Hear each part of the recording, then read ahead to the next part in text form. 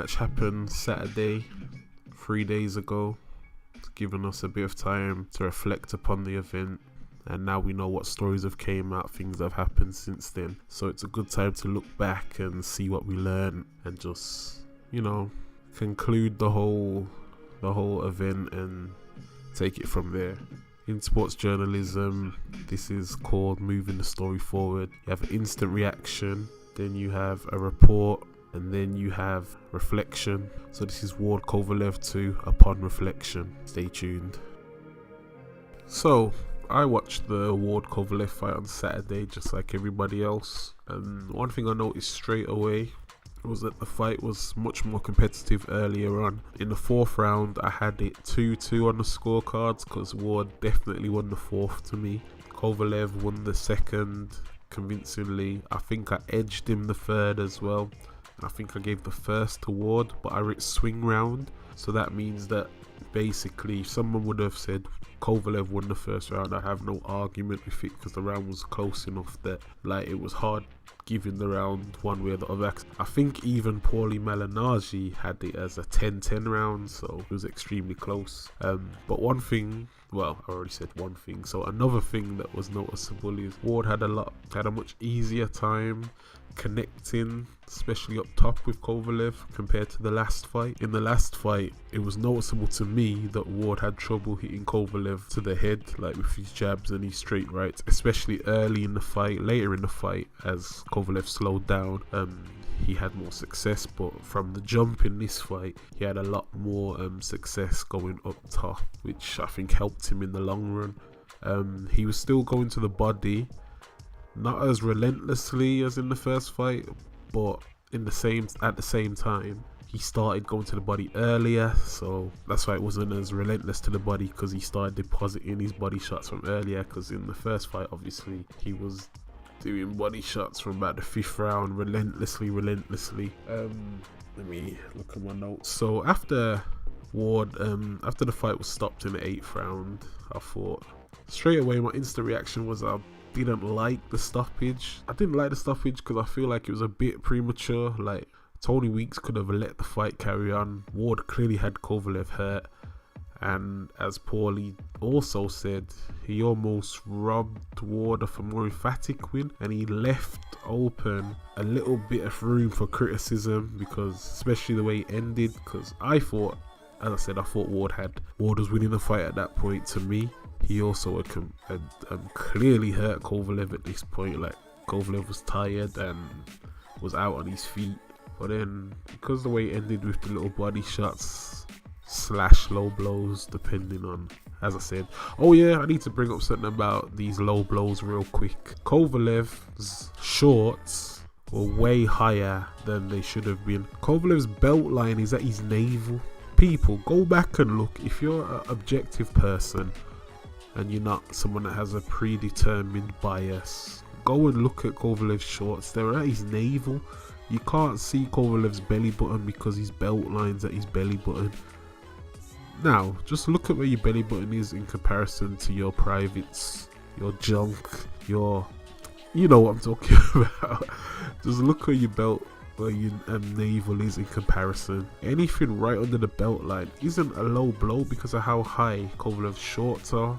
Just look where his shorts are. But anyway, all I'm reading is low blow, low blow, low blow. Ward won because of low blows. Ward cheated, low blows, low blows, low blows, low blows. I'm thinking, did I miss something? So I don't recall seeing that much low blows, I remember. So, as I said, I've watched the fight about 4 times since the initial watch, and I even wrote down when low blows potentially occurred and what I thought of them. So let's go through that. No low blows in the first round. A low blow in the second round.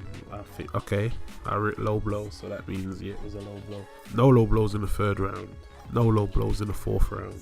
No low blows in the 5th round. No low blows in the 6th round. Very debatable low blow on the belt line, which is at the navel, like we've already discussed. The body shots in the 8th round that started it and had him hunched over were definitely not low blows. I implore anyone to go back and look at them first 2 body shots that hunched Kovalev over. They are not low blows. and the last 3 punches are possibly low blows. It's hard to tell, and I've looked at all the angles. It's definitely hard to tell, but at the same time, the position Kovalev's in, hunched over with his hands like covering his body, it's a natural, like the punches are on a natural motion to me, but I don't know, he's hunched over, so I don't think Ward would have been able to aim at his privates if that's what you lot claim he was doing. And even though I don't like the stoppage, I can understand why Tony Weeks stopped it, because it makes it look like Kovalev's not defending himself because he's just hunched over, not doing anything. But at the same time, I would have liked Weeks to let it go on for a bit, because at that case, Ward could have made it more emphatic. Who knows, Kovalev could have recovered, I doubt it, but you never know. Even if Weeks was to stop the action and say, keep him up, and say to Kovalev, yo, stop hunching over, the next time you do that, stopping it, whatever, cool. But yeah, why are we going on like Ward was fouling Kovalev and Kovalev wasn't doing anything to Ward? Let's look back at that, because we've got front face lock in the 5th round from Kovalev, front face lock in the 6th round from Kovalev, numerous rabbit punches from Kovalev. So why is nobody talking about that?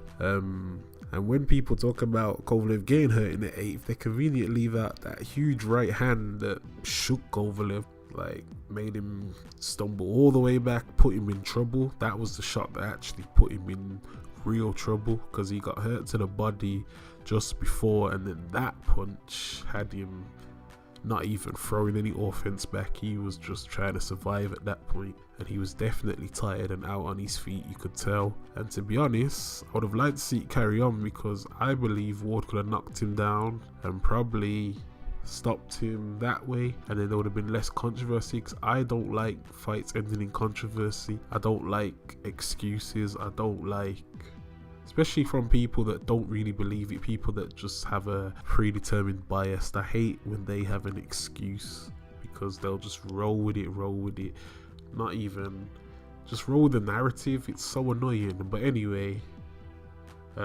Andre Ward has won. Kathy Duver said she was going to protest with the commission. I think they've already said that they're fine with the stoppage, so that's not really much for talking point. She lost her mind in the post-fight press conference, telling everyone to shut up, and she can't wait to get away from you people. These are her words. I don't know what she's talking about.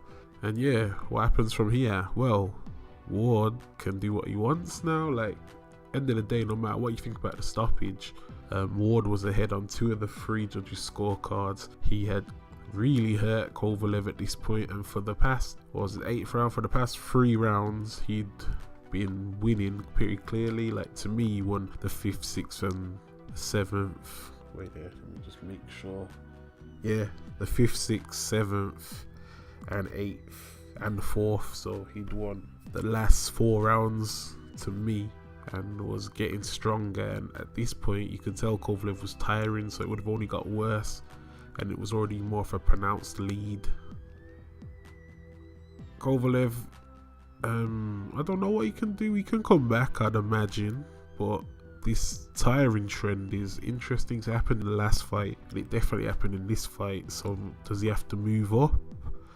Like, why is this happening? I don't know. Maybe he has to move up, or maybe he really was living a bad lifestyle like they said. I don't know. I'm not him.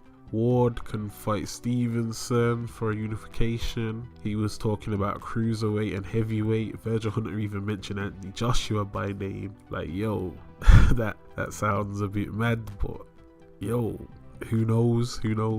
But yeah, it was a really good performance from Ward. Really good. I'm almost disappointed for him because of all this controversy there's going to be, that I think is unfathomed, to be honest. Like, alright then, a few shots may have snuck low. Yeah, they may have, but I don't think there was that much where you can say it changed the outcome of the fight, and I don't believe they're intentional. And I also do believe that Kovalev's shots were very high, so some of them probably weren't even low blows, even though they may have looked low on the replay. But yeah, that's probably gonna be it from me. I'll be back maybe. What am I going to talk about next? Broner and Mikey Garcia, they've had their press conference. I'm not really going to talk about Jeff Horn and Pacquiao, but I might make some related videos. Yeah, but I'll be back. On Form Sports, deuces. Oh yeah, quickly before I go, imagine even HBO, honestly biased observation. Anyway, even Jim Lampley has said that Ward will be on his the top of his pound for pound list come the September version of the Fight Game. Not that I watched the show, but whatever. Roy Jones said Ward was always on top of his pound for pound list. I do believe him. Max Kellerman said Ward's pound for pound. So thankfully, this full HBO pound for pound list that they came out with earlier in the year, which had Lomachenko top, which is stupid as can be. I mean, the guy's got potential, but 9 fights, you can't tell me that's enough to put someone pound for pound number one. But anyway, all of them have confirmed that Ward's pound for pound number one. I already had him pound for pound number one, to be honest, and a lot of people did already. A lot of other boxers had him pound for pound number one. But it's good to hear it that even the people that have never really championed him, and let's be honest, are pretty biased, even they have to acknowledge this. So yeah, good for you, Ward.